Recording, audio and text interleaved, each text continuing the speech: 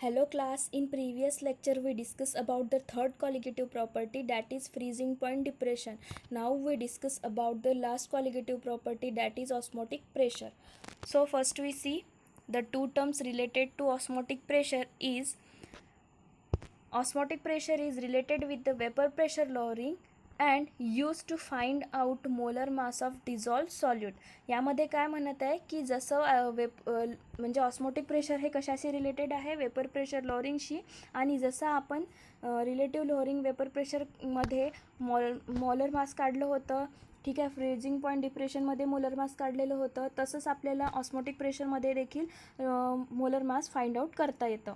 So next term is semi permeable membrane. यामध्ये बघा, semi means half, permeable means permission, membrane means एक thin, membrane type means जाडी type असं असतं, ठीक आहे. So definition of semi permeable membrane is it is a film such as cellophane which has pores large enough to allow the solvent molecules to pass through them. तर यामध्ये काय म्हणत आहे की एक सेमी परमिएबल मेम्ब्रेन एक असा membrane आहे की ज्यामध्ये छोटे छोटे पोर्स असतात. ते पोर्स फक्त सॉल्वंटला फ्लो करू देतात, फक्त सॉल्वंटला फ्लो करतात, ना की सॉल्यूटला, ठीक आहे. This pore can not pass the large solute. म्हणजे यामध्ये काय म्हणत आहे की जो सेमी परमिएबल मेम्ब्रेन आहे हा मेम्ब्रेन फक्त सॉल्वंटला फ्लो करू शकतो, सॉल्यूटला नाही. याचं बेस्ट एक्झाम्पल म्हणजे आपण जेव्हा आपल्या घरी जेव्हा आपली आई चाय बनवते, तर चाय बनवते मध्ये चायमध्ये काय असतं, पत्ती आणि पत्ती वगैरे असते. तर ती जेव्हा आपण गाळतो तेव्हा त्याचे गाळण्यासाठी जे गाळणी यूज करतो त्या गाळणीमध्ये बघा, जेव्हा गाळत असताना फक्त काय पास होते, चाय पास होते. ती कपामध्ये फक्त चाय असते आणि वरती जे उरते ते पत्ती असते. तर ही जी पत्ती आहे, ही पत्ती काय असते, सॉल्यूट. आपण म्हणायचं की ती सॉल्यूट आहे आणि जे याच्यामध्ये आहे ते सॉल्वंट आहे. तर हा जे गाळणीचं काम जे करत आहे, ते गाळणीचं काम ते गाळणी कशाचं काम ॲक्ट करत आहे, सेमी परमिएबल मेम्ब्रेनचं ॲक्ट करत आहे, ठीक आहे. म्हणजे ही जी गाळणी काय आहे, काम करतं सेमी परमिएबल मेम्ब्रेनचं काम करत आहे, जे फक्त सॉल्वंटला फ्लो होऊ देत आहे, सॉल्यूटला नाही. सेम तसंच जर आपण सॉल्युशन पकडलं तर सॉल्युशनमध्ये बघा, या सोल्युशनमध्ये काय आहे, सॉल्यूट प्लस सॉल्वंट आहे. तर सॉल्यूट आपण जर शुगर घेणार आणि सॉल्वंट वॉटर घेणार, तर बघा शुगरची साईज काय आहे, मोठी आहे. आणि सॉल्वंटमध्ये जे वॉटर आहे, वॉटरची साईज काय आहे, म्हणजे पार्टिकलची साईज काय आहे, छोटी आहे. साईज म्हणत आहे मी, क्वांटिटी नाही. शुगरची क्वांटिटी कमी असते आणि साईज पार्टिकलची जास्त असते. आणि वॉटर हे सॉल्वंट आहे, याची जे पार्टिकलची साईज आहे ही छोटी असते आणि क्वांटिटी काय असते, जास्त असते, ठीक आहे. तर यामध्ये बघा, जे सेमी परमिएबल मेम्ब्रेन काय करणार, तो फक्त छोट्या पार्टिकल्सला जाऊ देणार आहे, मोठ्या पार्टिकल्सला नाही. म्हणजे तो फक्त वॉटरच्या पार्टिकल्सला फ्लो होऊ देणार आहे, सॉल्यूटच्या पार्टिकल्सला नाही. मग इथे म्हणतच आहे, this pores can not pass the large solute, म्हणजे लार्ज सॉल्यूटला पास होऊ देणार नाही. This membrane selectively allow the passage of solvent molecules, ठीक आहे. सॉल्वंटच्या मॉलिक्युलला अलाउ करणार आहे हे मेम्ब्रेन. या स्लाईडमध्ये आपल्याला सेमी परमिएबल मेम्ब्रेनची डायग्राम दिसत आहे. बघा, हे जे ऑरेंज कलरचं दिसत आहे, हे ऑरेंज कलरचं काय ॲक्ट करत आहे, सेमी परमिएबल मेम्ब्रेन आहे ते. आणि इथे पिंक कलरचे सॉल्यूट दाखवलेले आहे आणि ब्ल्यू कलरचे सॉल्वंट आहे. हे बघा, या जे semi permeable membrane through pass फक्त ब्ल्यू कलरचे होते. या साईडला जे राईट हँड साईडला ब्ल्यू कलर दिसलेला आहे, हे सॉल्वंट या सेमी परमिएबल मेम्ब्रेनकडनं आलेले आहे, म्हणजे इथून या सेमी परमिएबल मेम्ब्रेनकडून पास झालेले आहे. So next term is osmosis. आता बघा, ऑस्मोसिस काय आहे की जेव्हा एक ऑस्मोसिस पहिले आपण डायग्रॅमॅटिकली समजून घेऊ, नंतर डेफिनेशन बघू. सो जे एक आपण कंटेनर कन्सिडर केला, या कंटेनरमध्ये सेमी परमिएबल मेम्ब्रेन घेतला आहे. जो हा सेमी परमिएबल मेम्ब्रेन काय करत आहे, फक्त सॉल्वंटला पास करत आहे. तर प्युअर सॉल्वंट आपण एका साईडला आपण प्युअर सॉल्वंट भरू. Pure solvent means pure water घ्या, प्युअर वॉटर, ठीक आहे. प्युअर सॉल्वंट घेतलेलं आहे, याच्यामध्ये प्युअर सॉल्वंट घेतलेलं आहे. आणि दुसऱ्या साईडमध्ये आपण काय करणार, सी वॉटर घेणार, ज्यामध्ये सॉल्वंट प्लस सॉल्यूट आहे, ठीक आहे. सॉल्वंट प्लस सॉल्यूट आहे, हे काय सॉल्युशन आहे. सॉल्युशन घेतलेलं आहे आपण, सॉल्युशन. आता यामध्ये बघा, यामध्ये काय होते की सॉल्व्हेंट हा फ्लो होत आहे सेमी परमिएबल मेम्ब्रेन थ्रू सॉल्युशनकडे. आता या सॉल्व्हेंटचं काय आहे, हाय कॉन्सन्ट्रेशन आहे. ठीक आहे, म्हणजे वॉटरची क्वांटिटी या सॉल्व्हेंटमध्ये जास्त आहे. हा प्युअर वॉटर आहे, तर यामध्ये हा कॉन्सन्ट्रेशन काय राहणार, याचं हाय कॉन्सन्ट्रेशन राहणार. आणि सोल्युशनमध्ये दोन्ही मिक्स आहे, सॉलिड प्लस सॉल्व्हेंट, तर याच्याकडे वॉटरची क्वांटिटी कमी राहणार आहे. तर यामध्ये काय होतं की हाय कॉन्सन्ट्रेशन टू लो कॉन्सन्ट्रेशनकडे फ्लो होत आहे through semi permeable membrane. Semi permeable membrane through काय होत आहे, सॉल्व्हेंट काय होत आहे, फ्लो होत आहे. कुठून, हाय कॉन्सन्ट्रेशन टू लो कॉन्सन्ट्रेशनमध्ये. तर ही जी फ्लो होण्याची प्रोसेस आहे, या प्रोसेसला काय म्हणणार आपण, ऑस्मोसिस म्हणणार. काय म्हणणार, ऑस्मोसिस. आणि ही जी प्रोसेस आहे ही नॅचरली ऑकरिंग प्रोसेस आहे. ठीक आहे. When solvent flow from high concentration to low concentration through semi-permeable membrane naturally, this is called as osmosis. So definition of osmosis is when solvent flow from high concentration to low concentration through semi-permeable membrane is called as osmosis. ह्यामध्ये काय म्हटलेलं आहे की solution काय, solvent काय होत आहे की सॉल्व्हेंट फ्लो होत आहे semi permeable membrane through high concentration to low कॉन्सन्ट्रेशनमध्ये. तर यामध्ये बघा आता की याची लेवल कमी होईल. प्युअर जो सॉल्व्हेंट आहे, प्युअर सॉल्व्हेंटची लेवल काय होईल, कमी होईल. कारण इथनं सॉल्व्हेंट फ्लो होत आहे कुठे, सॉल्युशनकडे, म्हणजे सॉल्युशनची लेवल वाढेल. ठीक आहे. इथपर्यंत बघा सॉल्युशनची लेवल वाढलेली आहे. आता जसं फ्लो झालं या इथनं फ्लो झालं तर इथे ऑब्वियसली वाढेल ना, म्हणून इथलं सॉल्व्हेंट कमी झालेलं आहे. सो आता बघा डेफिनेशन ऑफ osmosis.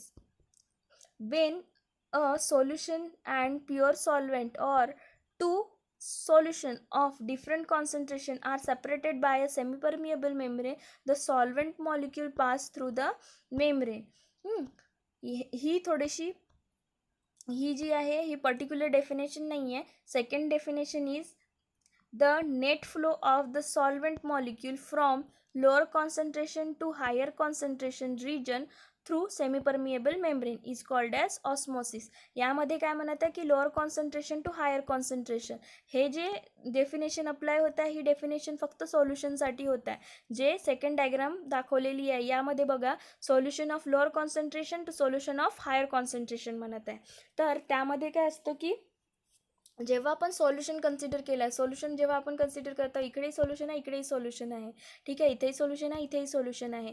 तर सोल्युशनने जे लोअर कॉन्सन्ट्रेशन सोल्युशन राहते, लोअर कॉन्सन्ट्रेशन सोल्युशनमध्ये काय असते की सॉल्व्हेंटचं जी क्वांटिटी असते ती जास्त असते आणि सॉल्यूटची क्वांटिटी कमी असते. आणि हायर कॉन्सन्ट्रेशनमध्ये काय असते की सॉलिडची क्वांटिटी जास्त असते आणि सॉल्व्हेंटची क्वांटिटी कमी असते. आत्ताच आपण सेमी परमिएबल मेम्ब्रेनची जेव्हा डेफिनेशन बघितली, त्यामध्ये काय म्हणते की फ्लो फक्त सॉल्व्हेंटचा होत आहे. म्हणून यामध्ये सॉल्युशन जेव्हा असते ना, त्यामध्ये काय असते की lower concentration to higher concentration flow होत आहे. आणि या सेकंड डायग्राममध्ये, फर्स्ट डायग्राममध्ये बघा काय आहे की सॉल्व्हेंट कडनं फ्लो होत आहे सॉल्युशनमध्ये. तर यामध्ये जे आहे higher concentration to lower concentration flow होत आहे.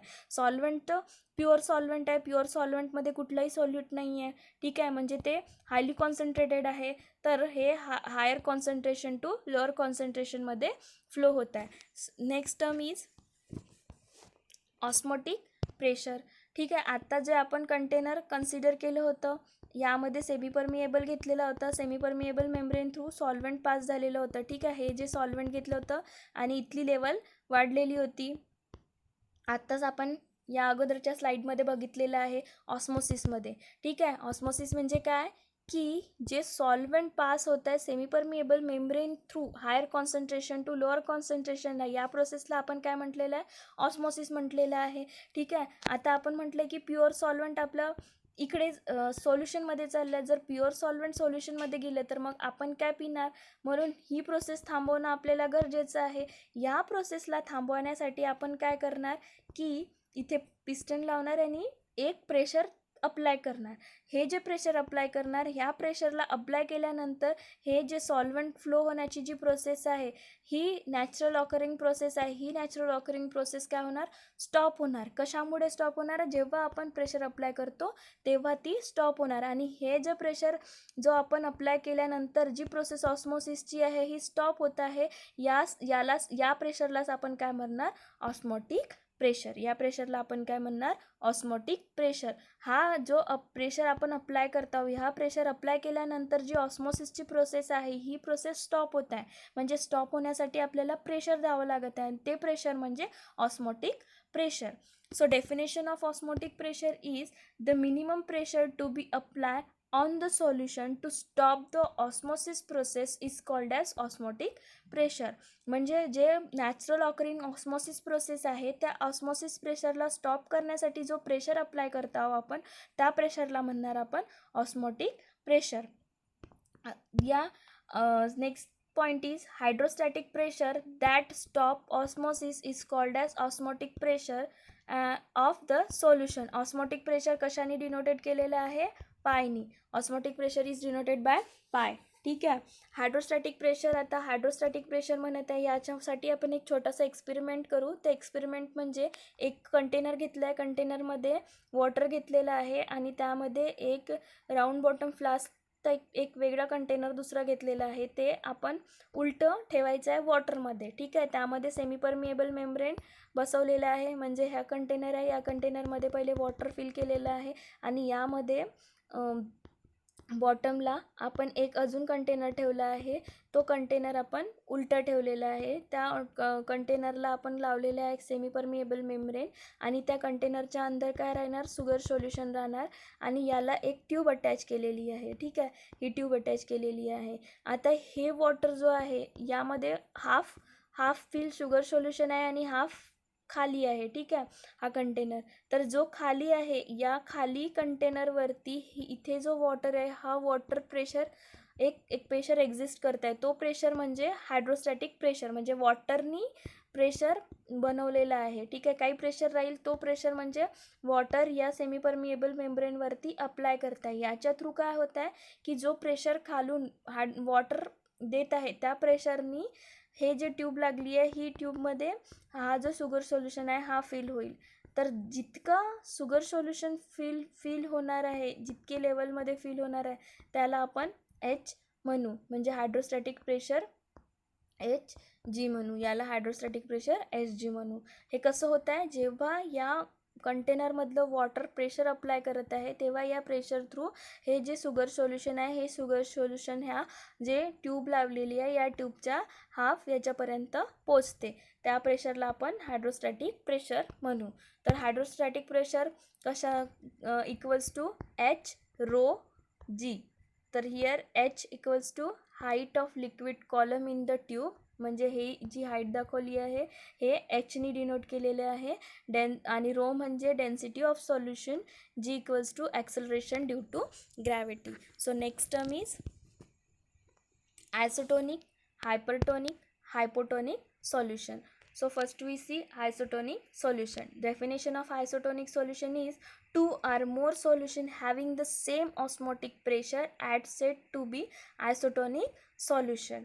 ठीक आहे. यामध्ये आयसो म्हणजे सेम, आयसो म्हणजे सेम, ज्या दोन किंवा त्यापेक्षा जास्त सोल्युशनचं सेम ऑस्मोटिक प्रेशर राहील, ऑस्मोटिक प्रेशर सेम राहील, त्याला आपण काय म्हणणार, isotonic solution. So next term is hypertonic solution. यामध्ये जसं आयसो म्हणजे सेम होतं तसंच हायपर म्हणजे मोर. ठीक आहे. हायपर म्हणजे मोर और हाय किंवा जास्त.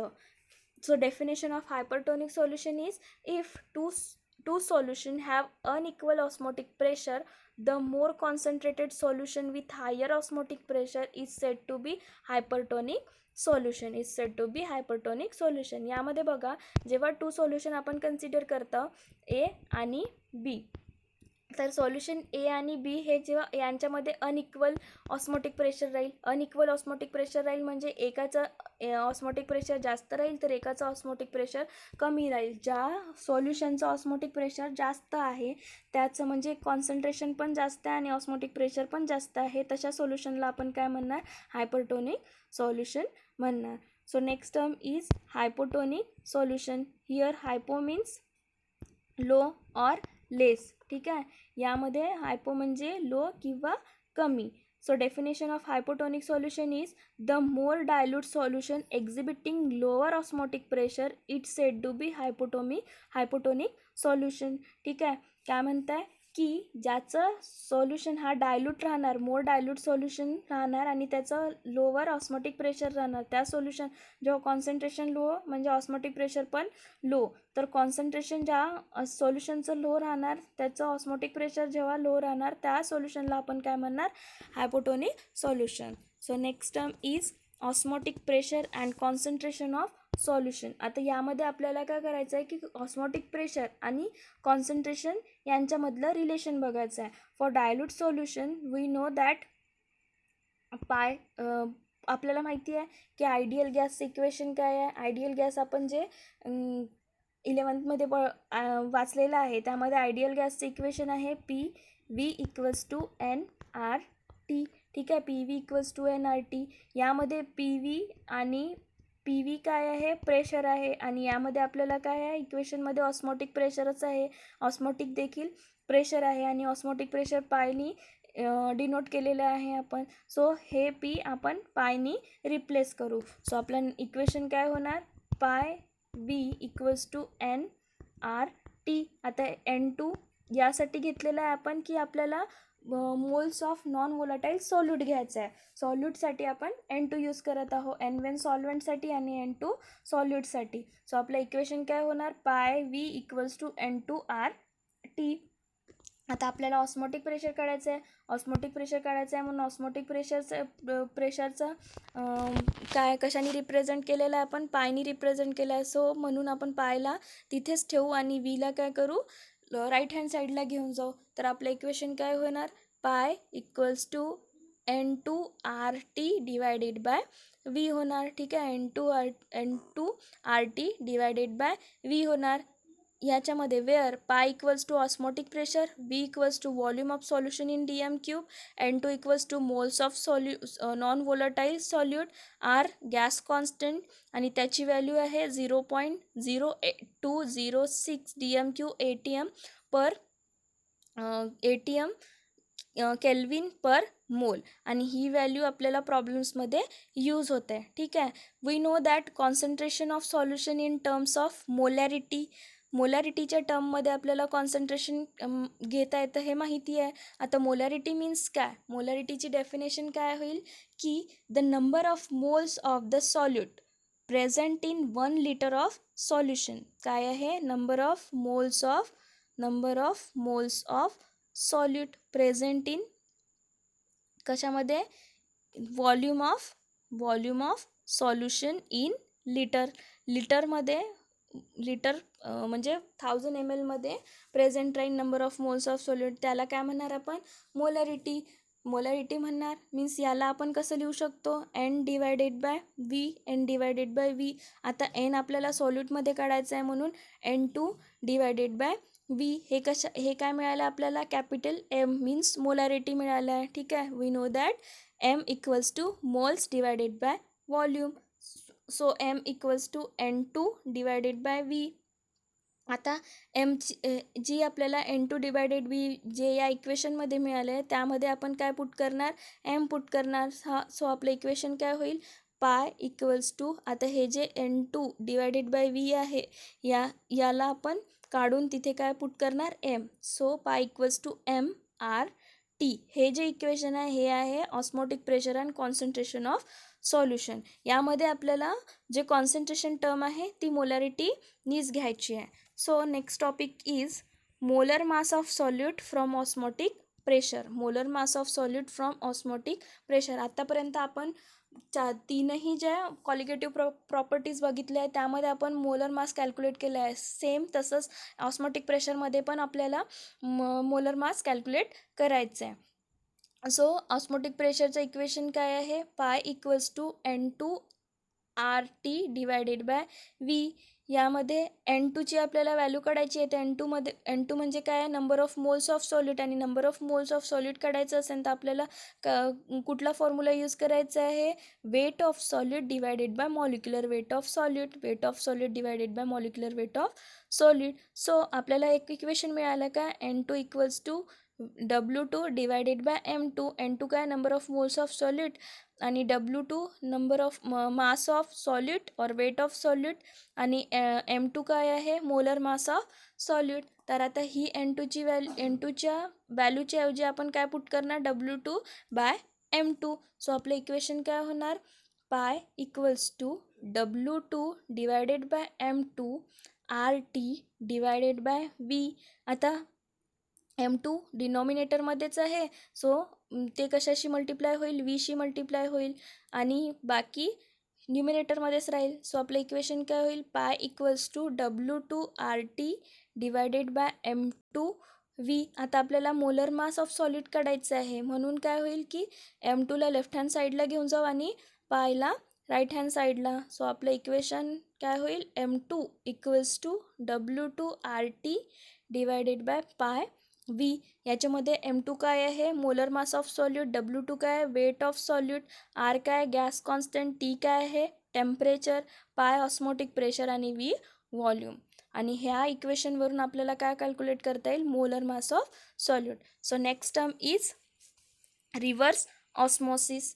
Reverse osmosis. So definition of reverse osmosis is, osmosis is the flow of solvent through a semi-permeable membrane is into the solution. Osmosis is the flow of solvent through a semi-permeable membrane into the osmosis. यामध्ये बघा, जेव्हा आपण एक container consider केलं होतं, या कंटेनरमध्ये सेमीपरमिएबल membrane use केलेला होता. सेमीपरमिएबल मेम्ब्रेन हा कशासाठी यूज होतो, फक्त सॉल्वंट फ्लोसाठी. इथे आपण प्युअर सॉल्वंट घेतलेलं होतं, ठीक आहे, प्युअर सॉल्वंट घेतलेलं होतं, प्युअर सॉल्वंट, आणि इथे सोल्युशन घेतलेलं होतं. प्युअर सॉल्वंट काय आहे, हाय कॉन्सन्ट्रेशनचं आहे, आणि सोल्युशन लो कॉन्सन्ट्रेशनचं आहे. तेव्हा फ्लो काय होत आहे की सॉल्वंट फ्लो होत आहे सेमीपरमिएबल मेम्ब्रेन थ्रू सोल्युशनकडे, म्हणजे हाय concentration to low कॉन्सन्ट्रेशनकडे.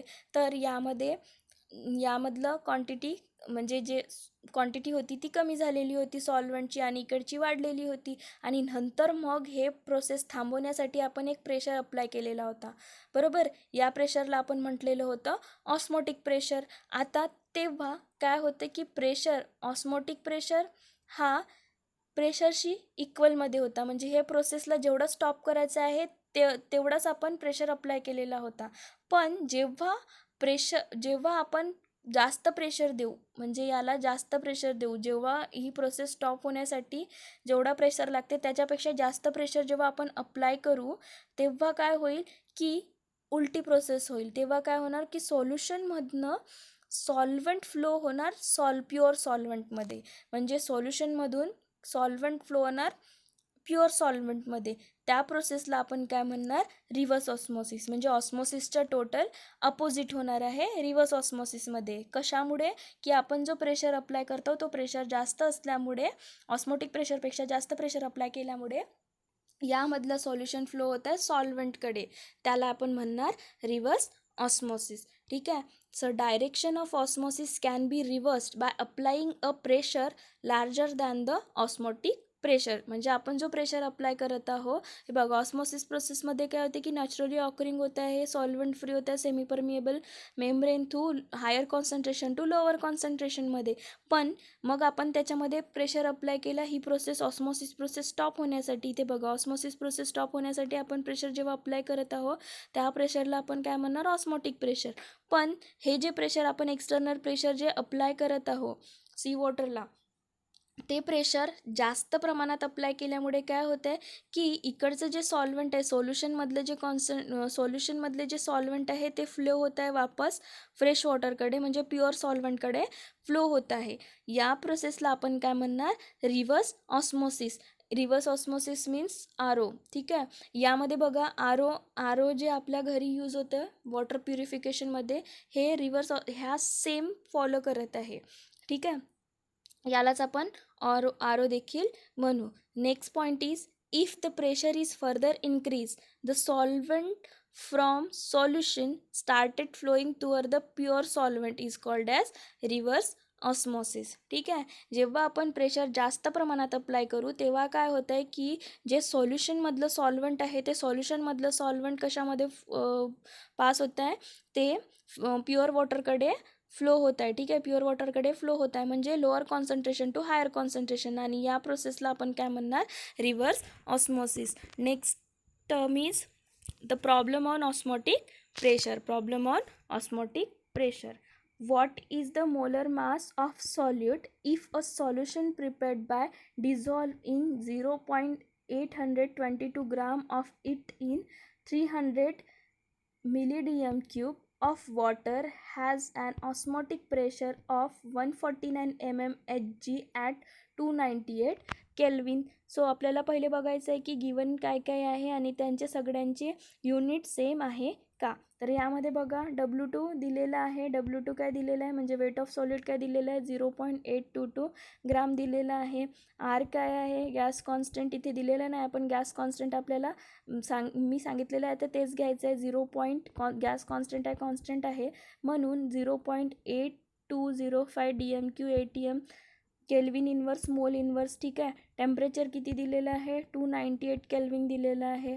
Osmotic pressure जे पायने डिनोट केलं आहे ते किती दिलेलं आहे 149 mmHg दिलेलं आहे. ठीक आहे. आता 149 mmHg आपल्याला ते कन्वर्ट करायचं आहे कशामध्ये, इथे बघा ATMनी दिलेलं आहे म्हणून आपल्याला ते कशामध्ये कन्वर्ट करायचं आहे ATMमध्ये. ठीक आहे.